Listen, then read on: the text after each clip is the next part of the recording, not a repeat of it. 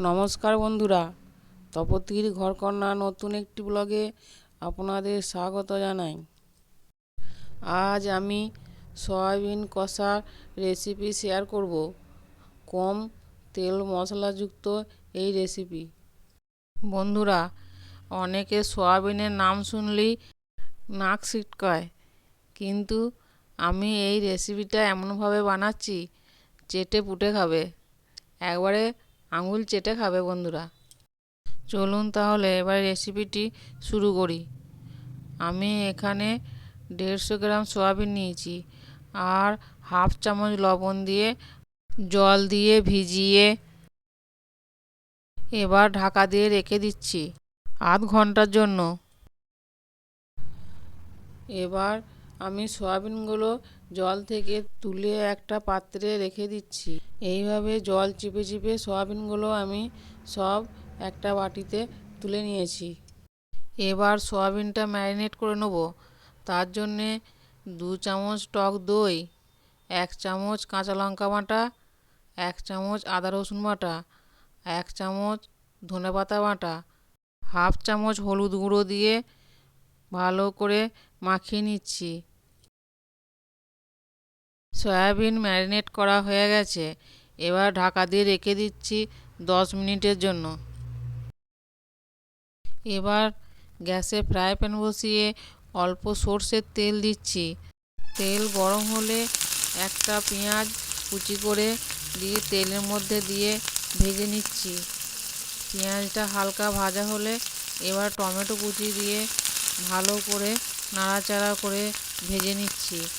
যতক্ষণ না টমেটোর কাঁচা গন্ধ যায় ততক্ষণ ভাজতে হবে। এবার ভাজা হয়ে গেছে, আমি একটা পাত্রে তুলে রাখছি।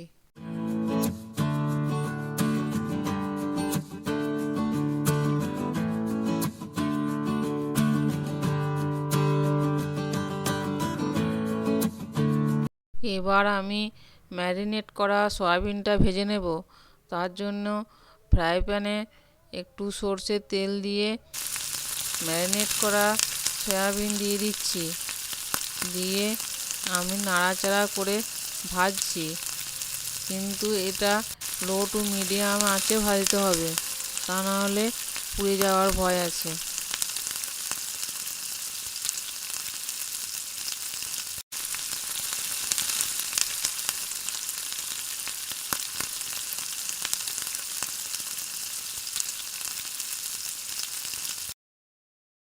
সয়াবিনটা ভাজা ভাজা হয়ে গেছে, এবার আমি একটা পাত্রে তুলে নিচ্ছি। এবার যে পেঁয়াজ আর টমেটো ভেজে রেখেছিলাম সেটা আমি মিক্সিতে পেস্ট করে নেব। পেস্ট করা হয়ে গেছে, এবার একটা পাত্রে ঢেলে রাখছি। চলুন বন্ধুরা, এবার আমি মেন রান্নায় চলে যাচ্ছি। গ্যাসে একটা ফ্রাই প্যান বসিয়ে পরিমাণ মতো সর্ষের তেল দিচ্ছি। তেল গরম হলে 2টি তেজপাতা ছিঁড়ে দিয়ে দিচ্ছি আর একটা দারচিনি টুকরো করে দিয়ে দিচ্ছি আর হাফ চামচ গোটা জিরে তেলের মধ্যে ফোড়ন দিচ্ছি। ফোড়নটা একটু ভাজা ভাজা করে নিচ্ছি। এবার আদা রসুন বাটা 1 চামচ আর হাফ চামচ দিয়ে ভালো করে ভেজে নিচ্ছি।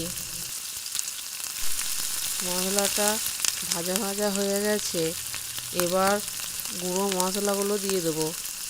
ধনে জিরে গুঁড়ো 1 চামচ, লঙ্কা গুঁড়ো হাফ চামচ আর হলুদ গুঁড়ো হাফ চামচ দিয়ে মশলাটা ভালো করে কষিয়ে নেব। মশলা কষানো হয়ে গেছে, এবার পেঁয়াজ আর টমেটোর যে পেস্টটা তৈরি করে রেখেছিলাম সেটা দিয়ে দিচ্ছি।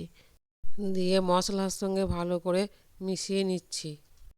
এবার অল্প লবণ দিয়ে দিচ্ছি। এবার ঢাকা দিয়ে কিছুক্ষণ মশলাটা কষিয়ে নিচ্ছি। দেখুন তেল ছেড়ে দিয়েছে। এবার আমি ভেজে রাখা সয়াবিনটা মশলার মধ্যে দিয়ে দিচ্ছি, দিয়ে ভালো করে মশলার সঙ্গে মাখিয়ে নিচ্ছি। এবার আমি বাটি ধোয়া একটু জল দিয়ে দেব। এই জলটা দেওয়ার পর ভালো করে মশলাটার সঙ্গে সয়াবিনটা নাড়াচাড়া করে মাখিয়ে নিচ্ছি, দিয়ে কিছুক্ষণ নাড়াচাড়া করে আবার ভাজা ভাজা করে নিচ্ছি।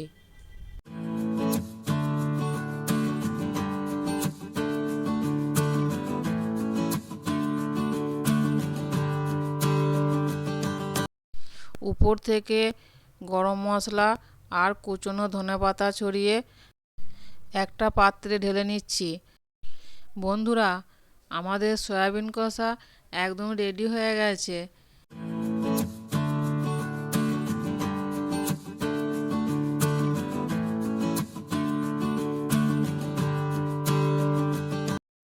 গরম ভাতের সঙ্গে গরম গরম সয়াবিন কষা পরিবেশন করছি। আপনারা রুটি দিয়েও খেতে পারেন। ভাত আর রুটি দুই দিয়ে এই সয়াবিন কষা খাওয়া যাবে। বন্ধুরা, আমার এই সয়াবিন কষার রেসিপি কেমন লাগলো তা জানাবেন। ভালো লাগলে আপনারাও বাড়িতে বানিয়ে খাবেন ও সকলকে খাওয়াবেন। যারা সয়াবিন খেতে চায় না তারাও চেটেপুটে খেয়ে নেবে। বন্ধুরা, আমার এই রেসিপিটি ভালো লাগলে অবশ্যই লাইক, কমেন্ট, শেয়ার ও সাবস্ক্রাইব করবেন। আজ এই পর্যন্তই। আবার দেখা হবে অন্য কোনো রেসিপি নিয়ে, অন্য কোনো ব্লগে। ততক্ষণ সকলে সুস্থ থাকবেন, ভালো থাকবেন। ধন্যবাদ সকলকে ভিডিওটি শেষ পর্যন্ত দেখার জন্য।